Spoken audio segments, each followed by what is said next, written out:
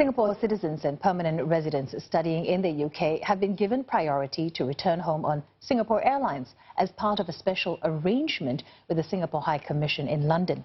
Students have begun leaving the UK after schools began to close. Gwyneth Cho spoke to two sisters who returned today.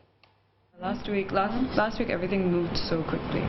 Sisters Ritika and Rachita Sundram were not intending to return home until last Friday. So everything happened quite quickly. We had uni last week as per normal, and then they started cancelling things one by one. So by the end of the week, pretty much everything was cancelled for me and for you as well. And for me as well. By Friday, I think I was going to get ready to go to classes, and then everything just slowly got cancelled.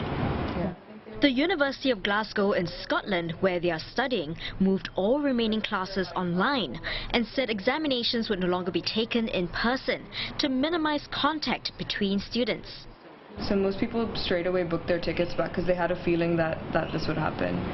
So we were just waiting to see what would happen in terms of our visa, and then we booked our tickets to come back. But there were logistical issues to sort out before they could leave. Their student visas might be cancelled if they left the UK for more than 60 days. The immigration or home office in the UK said that every visa decision is made by each individual university. So we were mostly waiting just for the university to say, you can go, it's fine.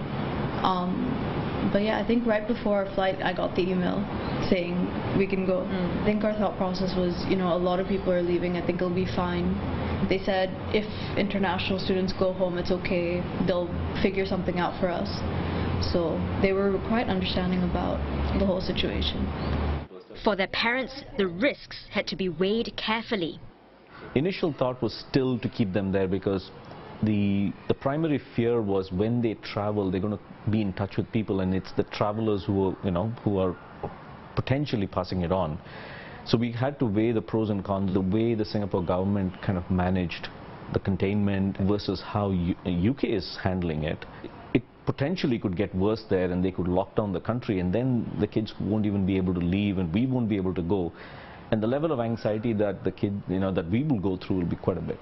But the anxiety didn't end there. Through the entire 13-14 hours that they were in the air overnight for us, it was a pretty anxious kind of moments in terms of how the co-passengers be, etc.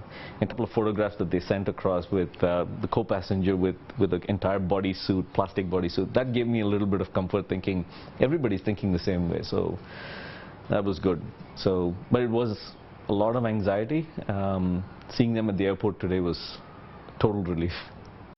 The sisters say their Emirates flight was unusually crowded with Singaporean and Malaysian students, considering it's the middle of the school term. And these pictures sent in by other Singaporean students at London's Heathrow Airport today also show long queues for Singapore Airlines flights back to Singapore. For now, the sisters will be serving out their stay-home notices for the next 14 days. But they're just glad to be back. The Singapore High Commission in London says that if there is demand, more commercial flights on Singapore Airlines could be arranged to bring Singapore citizens and permanent residents home. SIA is currently operating 4 full flights daily. It's appealing to passengers in the United Kingdom with return tickets to Singapore till the end of March to stick to their itinerary, as attempts to make changes will cause further delays.